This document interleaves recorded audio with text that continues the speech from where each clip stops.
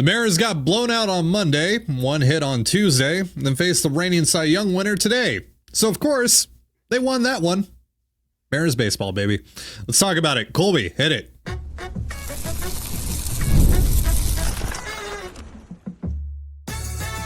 You are Locked On Mariners, your daily Seattle Mariners podcast. Part of the Locked On Podcast Network, your team every day. Ahoy, sailors. It is Wednesday, April 2nd, 2025. This is Ty Gonzalez and Colby Patnode for the Locked On Mariners postgame show. Part of the Locked On Podcast Network, your team every day. As always, if you want to hear from me and Colby even more and help support the show, you can check out our Patreon. All you have to do to check that out is click the link in the description of this episode. Mariners avoid getting swept by the Tigers with a 3-2 win today. They get just enough production out of the bats against Tarik Skubal, but Luis Castillo was the story in this one for the M's. He goes 7 innings strong, just 2 earned runs on 5 hits, 5 strikeouts, 2 walks, 7 hard hit balls against. He needed to pitch his you-know-what off with Skubal on the mound opposing him, and he did just that. Had a little bit of a shaky fifth where he made the mistake to Trey Sweeney. They got put over the wall, gave up a couple of hits, led to another run, but was able to shut that down. Had a couple of clean innings the rest of the way and was able to hand the ball off to Gabe Speier and Munoz, who nailed it. Yeah, we'll talk about Mooney's inning a little later on, but yeah. Smooth operator. Great start for Castillo this afternoon. Absolutely the start that you needed out of him. What made him so effective today, Colby? You know, the first thing that jumps out to me is that he threw a lot of four-seamers today. In fact, half of his pitches were four-seam fastballs. But what's interesting about the distribution there is he threw 46 four-seamers, 37 of them to the lefties, only 9 of them to the righties. And then you look at the companion pitch there, the two-seamer, the sinker. He threw 21 of them. All 21 came against right-handed hitters. The lefties did not see a two-seamer today, which is pretty interesting, I think, to say the least. And it's definitely something that is worth noting here. We talked about, you know, how much Castillo struggled against left-handed hitters last year. How was he going to attack them this year? In spring training, he used the slider a lot. And we thought maybe that was the avenue he was going to go, just start, you know, hammering those lefties with a slider. But today, Detroit stacked their lineup with a bunch of lefties, and they stacked them right at the top. So he had to face them early on and often. And he handled them for the most part. So, yeah, it was very interesting. Again, it's 21 two-seamers, 0 of them to lefties. And we saw the two-seamer bust a few bats. We saw them, get it in on their hands, and we saw a lot of soft contact as a result. So this is definitely a deliberate game plan on the part of the Mariners and Castillo and Garver, because you don't just accidentally throw 21 sinkers to righties and none to lefties. So yeah, what's interesting about that is that, you know, Castillo threw 73% fastball, and the Tigers have been really good at jumping on fastballs early in counts. It's how they attack every Mariners pitcher, because they know that the Mariners want to get ahead with their fastball. Everything works off of the fastball. The Mariners' fastball value is king, which is weird why they trust Emerson Hancock so much. But in this game, he threw 73%. They sit him down, Colby. Move on. They sit him down. Never. Not until he's released. Yeah, it was 73% fastball. He only threw 7 changeups today. I actually thought the pitch was, okay. I thought it was pretty solid. It definitely changed eye levels and whatnot. But yeah, it was basically a 4-seamer, 2-seamer, and then a slider. It was a 3-pitch mix today. Not crazy amount of whiffs, only 10 whiffs total on 51 swings. 65 strikes on 92 pitches, though. I believe, I could be mistaken here, but I believe the final count was 25 of 28 hitters he threw a first pitch strike to. Got ahead with the fastball. We saw a lot of soft contact after that. We saw a lot of broken bats to righties off of that, and he managed lefties. Yeah, he gave up the home run to the lefty. He gave up kind of a chintzy double to Riley Green in the first inning, but he really managed the lineup, and he worked around the tough spots, and then he was very aggressive to the right-handed hitters right away, just destroying them on the inside corner and off the inside corner with that 2-seam fastball. So, yeah, it was interesting because, like, he dominated with the fastball, but it wasn't his dominating fastball. Like he was mostly 94, a couple 93s, some 95s. I think he hit 96 once or twice with each of those pitches. But yeah, it wasn't like, oh, this is Castillo throwing 97 from that low arm slot and just dominating guys up in the zone. Like, no, he really placed the fastball well, used it in all 4 quadrants. There was a clear split between 2-seamers and 4-seamers and how he used those pitches. And then he backed it all up with a pretty good slider and a changeup that he just sprinkled in just enough that it had to be respected. He only threw 7 of them, 5 of them to lefties. It was just enough usage against the left-handed hitters that they had to respect it a little bit. It was in the back of their mind, which made them late on the fastball, which was only, again, 94, 95 today. It's kind of a new-looking Castillo, but the overall results are basically the same. He outdueled Tarik Skubal. Yeah, Tarik Skubal. Yeah. It's technically how you say it, but yeah, I do sometimes default to Tarik. Yeah. Working on it. But he outdueled him. Not only did he give up fewer runs, he went more innings. He went deeper into the ball game, which with the way the Mariners bullpen has been used the last couple of days was very important.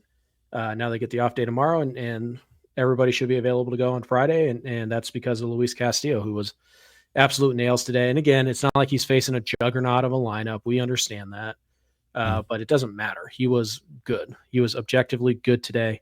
And he did it in a way that was a little bit different than we've seen from Castillo. And we'll see what he does. It does seem like Castillo is kind of changing up the arsenal, but more so how he uses it. When he uses it, it's a new game plan, every week or every start, instead of just kind of, I do what I do, and this is what you're going to get. It's interesting, but Luis, 2 outings in, looks very good so far in 2025. This is case in point why you keep Luis Castillo. Because when you're going up against arguably the best pitcher in the game right now, in Skubal, while Castillo definitely isn't even in the same area code as Skubal, he is a guy that can go toe-to-toe with him. He can go toe-to-toe with anyone on any given day, and that's what he did today. And he was able to outduel Skubal on a day where Skubal wasn't the guy, right? Still really good today, but he wasn't as dominant as we have seen him in the past. He wasn't as dominant as we saw him in back-to-back starts last August against the Mariners. And, the offense was able to take advantage of that. So we're going to talk about the offense. We're going to talk about Andres Munoz in just a moment. But first, a reminder, this episode of the Locked On Mariners podcast is brought to you by wonderful Pistachios. Looking for a snack that's both delicious and nutritious? Crack into a good source of protein with Wonderful Pistachios. Wonderful Pistachios is one of the highest protein nuts. Each 1 ounce serving has 6 grams of protein, giving you over 10% of your daily value. Plus, they're packed with fiber and better for you unsaturated fats to help keep you feeling fuller longer. Personally, I love the no shells variety. It's the perfect grab and go snack for busy days. Whether I'm snacking at my desk or on a road trip or just need a quick protein boost, they're always my go-to. And if you love cracking open every shell for that satisfying crunch, the in-shell options are a classic favorite. Get snackin' and get crackin' with the snack that packs a protein punch. Visit wonderfulpistachios.com to learn more. And you're listening to the first Locked On Mariners postgame show of 2025. And before we get back into dissecting the Mariners 3-2 win over the Detroit Tigers this afternoon at T-Mobile Park, hey, you guys did it. We got to our ultimate goal in our giveaway. We have exceeded 13,000 subscribers. Thank you guys so much for all your help in doing that. And that means that the signed Lazaro Montes card is coming out of Colby's personal collection and going to one of you. Now, just because we got to the goal already with a couple of days to spare, doesn't mean you guys are off the hook just yet. We could still, and by we, I mean the software that we use, could still pick today's episode or tomorrow's episode. Right, both of those videos are eligible within this giveaway to pick a comment from. So you still need to leave a comment on today's episode if you want to try and enter just to be safe in this giveaway, as well as tomorrow's episode as well. But Colby, you want to quickly run down everything that's going to be in the grand prize for whoever wins it? Yeah, there's nothing left If you get to 15,000 in the next 2 days, I'll throw in a bonus Beckett 10 Logan Gilbert autograph card. I thought you were about to say a PS5. I mean, maybe like hey, you do have that Xbox Series X you won at the ballpark like a year and a half or 2 years ago. It was 2021. Yeah. 2021 you won that? Yeah. It was oh my God. The shutdown. We can't say what the shutdown was caused by because we might get demonetized, but yeah. So 4 years ago? Yeah. And I haven't plugged it in. I opened up the box to make sure everything was in it. And that's the last time I've interacted with it. Well, if you want a 4-year-old Xbox that has never been played before, get us to 15,000 subscribers in the next 2 days. I put one piece of tape on that box. I could list it as new in box, like never opened. So there you go. But anyways, get us 15K. Like Ty mentioned, already in the giveaway, there's nothing left to earn. This is it. This is what you get. You get $125 in Simply Seattle gift certificates. This Lazaro Montez autograph card. This Felton Celestin autograph card out of 15. This Victor Robles autograph card out of 230. This JP Crawford autograph card out of 25. Yeah. And this Eugenio Suarez, best player on the planet, Eugenio Suarez, autograph card, 32 out of 99. So there you go. It hurts so much. Yeah. But hey, you know what? The Mariners got like 4 good innings from Carlos Vargas the other day to save the bullpen. So who really won that trade? That's true. That's true. We wouldn't have gotten potentially the Gabe Speier inning that we got today without Carlos Vargas. So thank you to Carlos Vargas. Carlos Vargas already worth a win. Hey, Gabe Speier looked really good today. Like really kind good. of the forgotten man in this game because Castillo was so good and Munoz was. Yeah, Speier was overlooked. So. Speier got the highest leverage inning. Yep.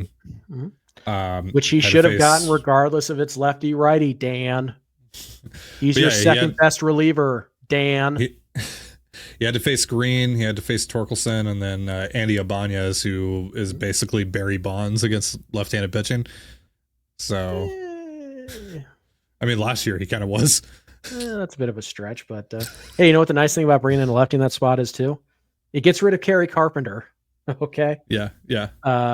So I would rather face Andy Ibanez than Kerry Carpenter. Yeah. Who's basically Carpenter is Barry Bonds against the Mariners.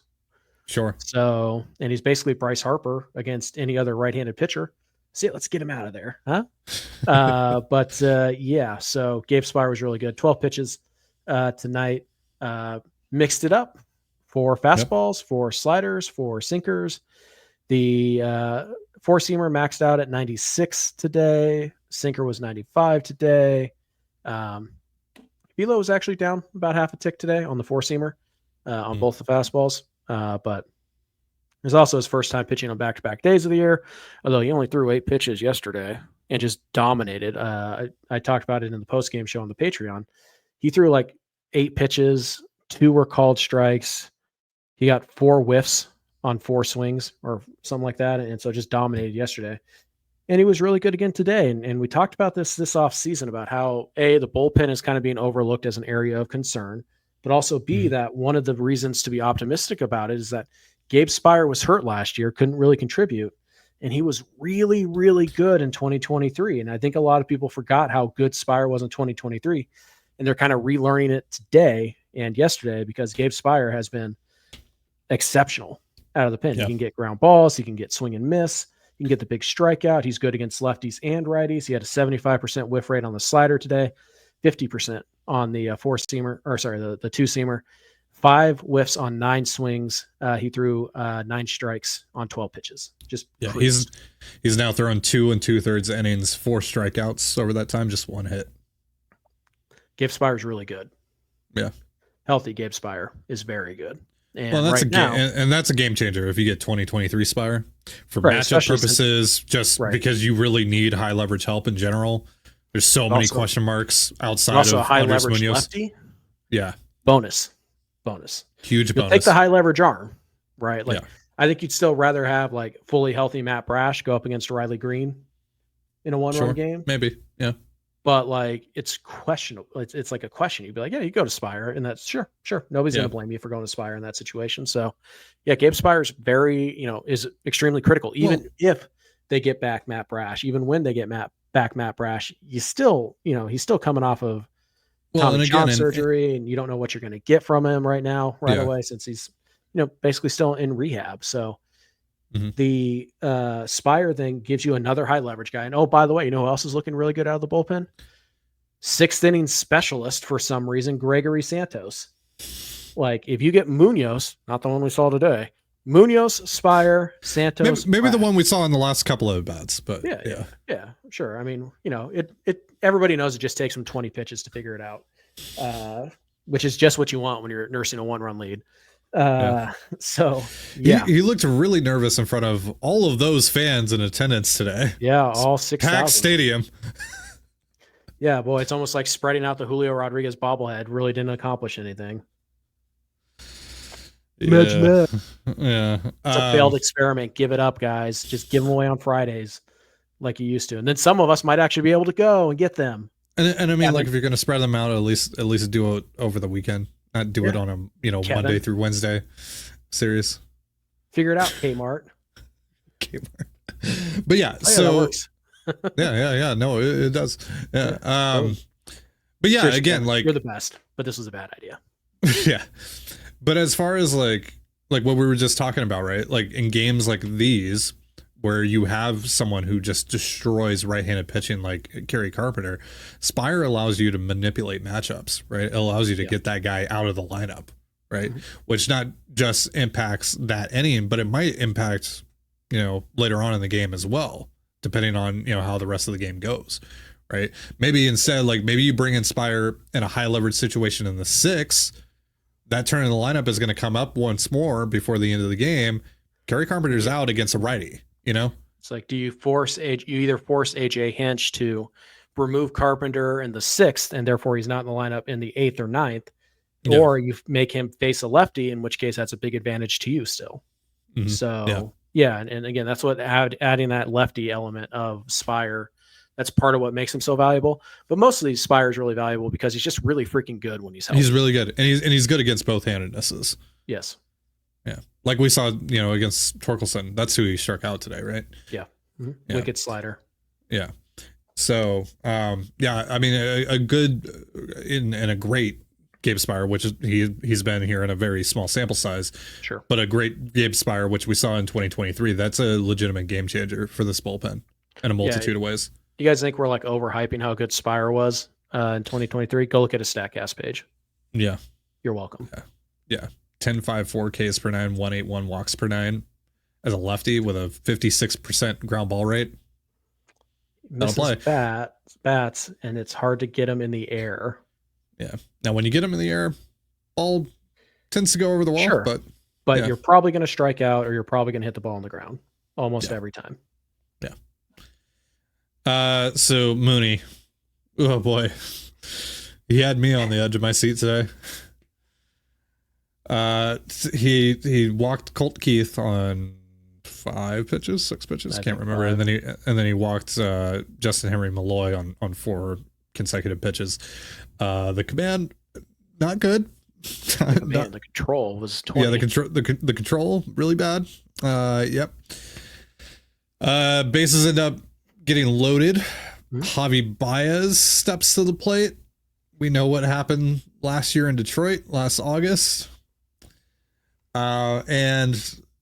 Look, Mooney missed his spot quite a bit on the first 2 pitches, but they still didn't miss the strike zone by a ton. And we all know who Javi Baez is. And he laid off both pitches. And it's like, dude, really? Now you don't swing? Seriously, dude?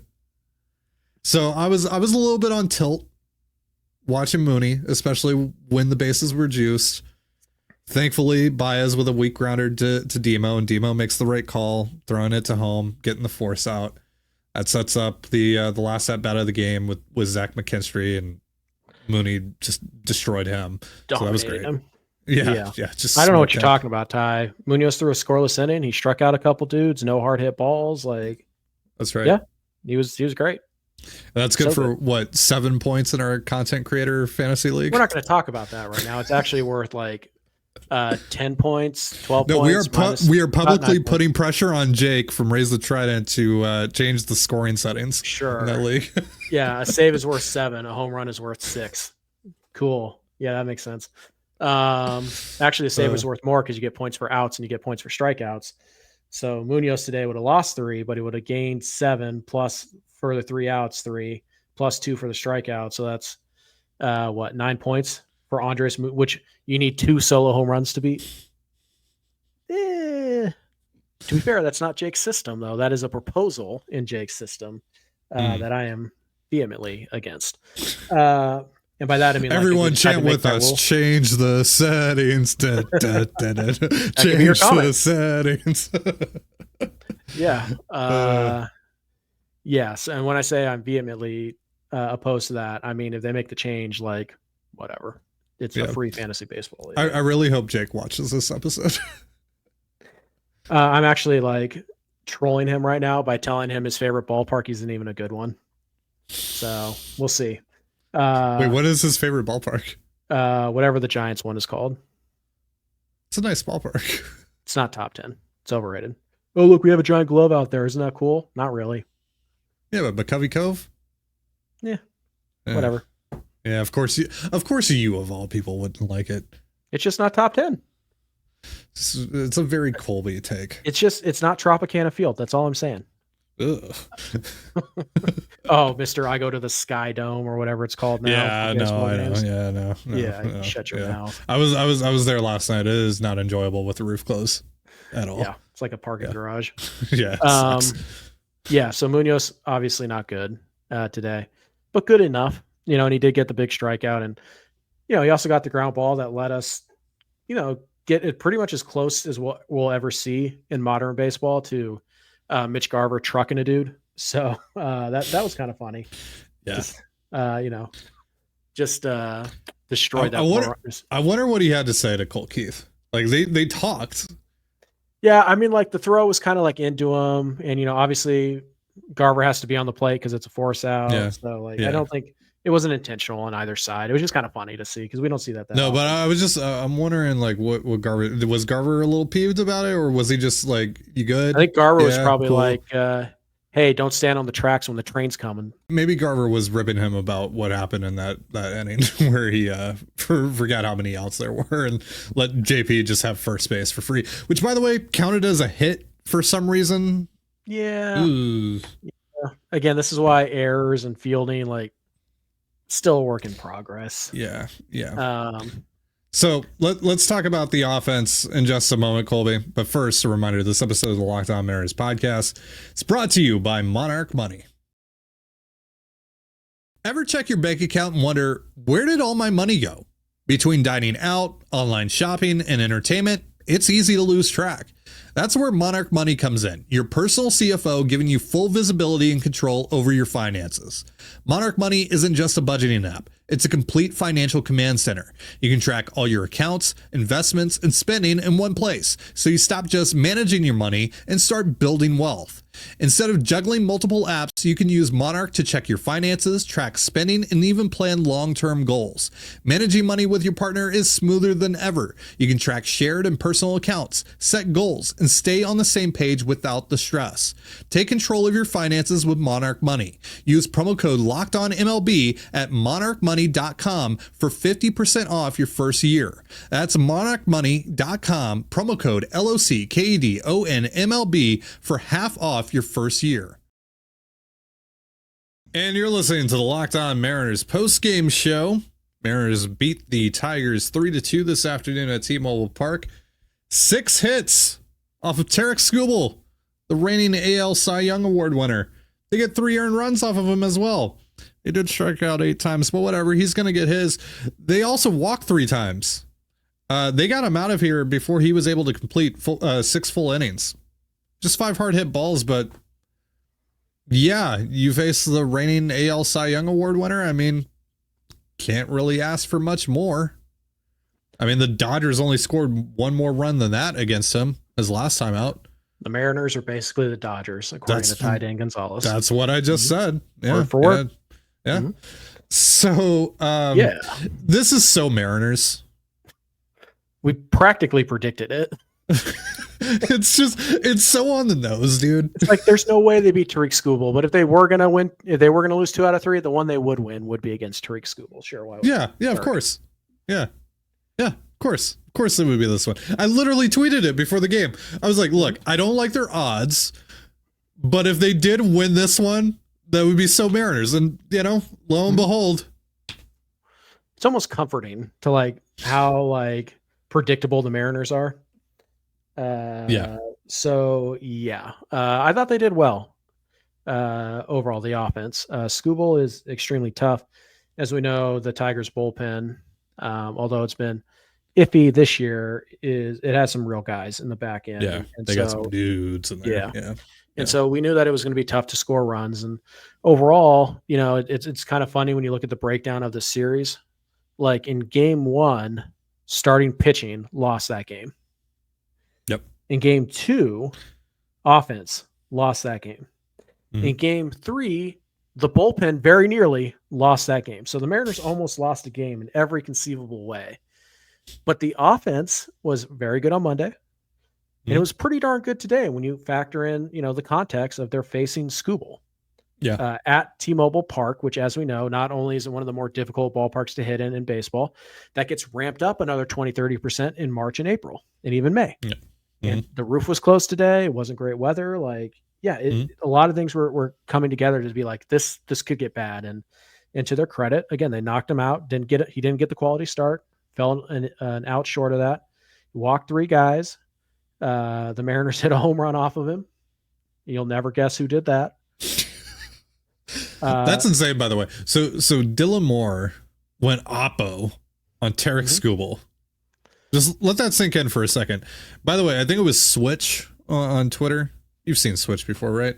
I think he said that was only the second time that Demo has gone oppo at T-Mobile Park, and the first time since 2020 when they had the cardboard cutouts. Yeah, I think he's only done it 3 times in his entire career. Opposite field home run. And just why not? Second time at T-Mobile Park against Tarik Skubal. Yeah, no problem. Yeah. I mean, It's also worth noting that Dylan Moore also drew 2 walks. Yeah. I believe both against Skubal as well. No, one of them wasn't. But he drew 2 walks. Yeah. He had a home run and he stole a base. And he stole a bag. That? That's a combo meal. Dylan Moore. By the way, after today's game, Dylan Moore hitting a cool 375 with a 1.295 OPS. Yep. Best hitter on the ball club, Dylan Moore. That's right. Sure, why not? Yeah. The Mariners. It's Colby's guy. Long time Dylan Moore stand. Always has been. I'm just waiting for the artist to get back with my big blown up picture of him after the Gatorade got dumped on him a few years ago. Looked like he just got back from Nam. Go figure. Dylan Moore, kind of the offensive star of the game. Now he only had 1 RBI. The other 2 runs scored in really the most hilarious way possible. Yeah. We talked about it already in the last segment, but I keep forgetting how many outs there were, or that's the only thing that makes sense. Trying to go to second, but then the ball got he couldn't get the handle on it, so then I don't know. It's a no-brainer. There's 2 outs. You're taught to throw to first. 2 outs, you throw to first. That's the easiest play. He must have forgotten how many outs there were. It was funny, but at the time you're like, okay, well, there's still 2 outs and this is still Skubal. So probably nothing going to come of it. Then was it first pitch? First pitch right after that? Maybe the second pitch right after that? Yeah. Victor Robles goes to deep left center field, just over the head of the center fielder. What is that? His 3rd or 4th double already? Mm-hmm. And this is where Parker Meadows not being in this game saved you, because you know for a fact that Parker Meadows catches that baseball. Oh, I was waiting for him to fly out of nowhere off of the injured list to make that. Yeah, to make that catch. That son of a. Anyways. Yeah. But it just gets over his head. The Mariners score 2. And as it turns out, all they would need after that was a Dylan Moore solo homer, wall scraper to the opposite field.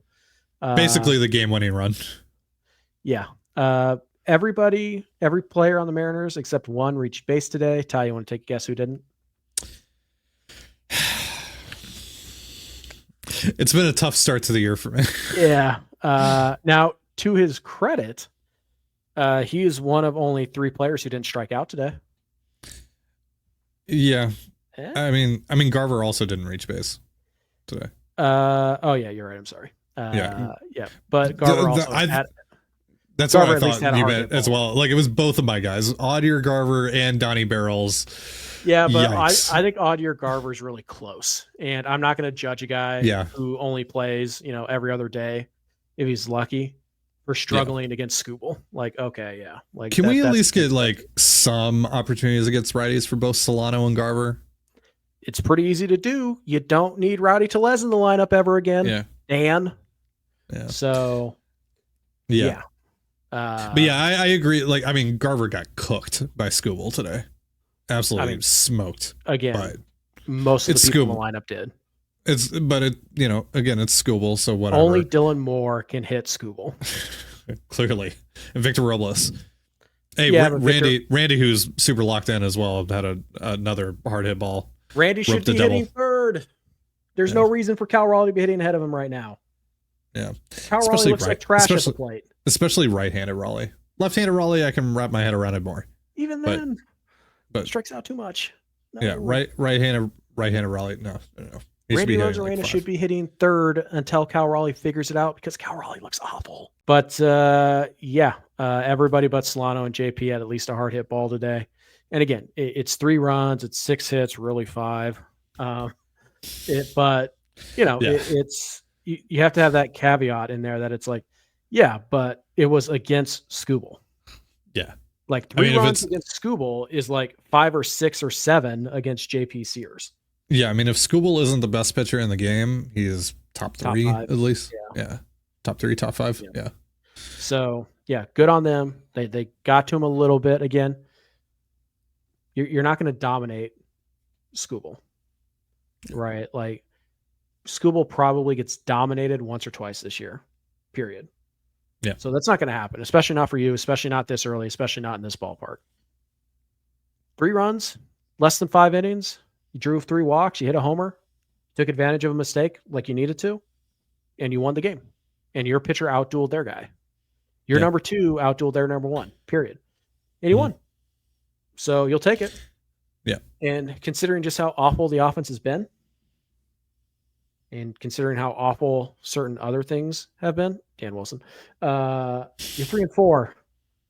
You avoided kind of disaster. Not that 2-5 is a huge difference, but it sure feels different, doesn't it? 3-4 versus 2-5. It sure feels a lot different. Oh, this episode would be a lot worse. Yes. I was preparing myself for the gloomiest episode ever when Munoz was doing his thing. Yeah, that added a little extra to my anxiety watching that inning. It's like watching a Sunday afternoon game where it's like, I know we're doing mailbag. Yeah. The Mariners haven't won the first 2 games. The questions are going to be heavily determined by whatever happens in these 9 innings. Yeah, unless the Mariners win the first 2 games of a series, then it's like, okay, well, yeah, a little bit, but not much. Yeah. But if it's split, or if they lose the first 2 games of the series, I watched that Sunday game like, oh, for the love of God, please. Yeah. But By overall, the way, well, go ahead. You wrap up. Overall, 3-4. You're not playing particularly well. You went up against a division rival who played really well the second half of last year. And then you went up against a playoff team from last year, and you had to face their ace. You faced, I would say 3 really good pitchers this homestand. Yes. Those being Skubal, Severino, and Springs. And Beto getting there. Yeah, getting there. I mean, and Job has insane stuff, and Mize has really taken a leap, it seems. So yeah, I mean, we'll see how it all works out, but that's what early season baseball is, right? Nobody's hurt. You have to face the best. They're all still in an order. Like nobody's gotten skipped or anything like that. So for you to play as poorly as you did, kind of in all 3 phases at times, for you to be 3-4, I'll take it. Not where you want it to be, but I'll take it. We will. It definitely could have been worse. Yeah, we'll review the first 7 games of the year a bit more tomorrow because the Mariners are off. Tomorrow we'll also get you set for the Mariners Giants series because it's actually a day game on Friday. It's the Giants home opener, so that's why it's an early start. So it's going to be another Locked On M's post-game show after that one. So hopefully that one, as happy and upbeat as this one was, would be great. I do not like doing post-game shows after an L. And you guys certainly don't like watching them, judging by our analytics from last year. So, yeah. So that's going to do it for our show. Thank you so much for joining us here on the Locked On Mariners post-game show. For Colby Patnode, I'm Titan Gonzalez. Be sure to give us a follow on Twitter at @LO_Mariners. You can follow me at Titan Gonzalez. Colby at CPAT11, that's CPAT11. We're also on Blue Sky. You can follow me at TDG, Colby at MLB Colby, and the show at Locked On Mariners. Have yourself a beautiful baseball day, and we'll see you next time. Peace.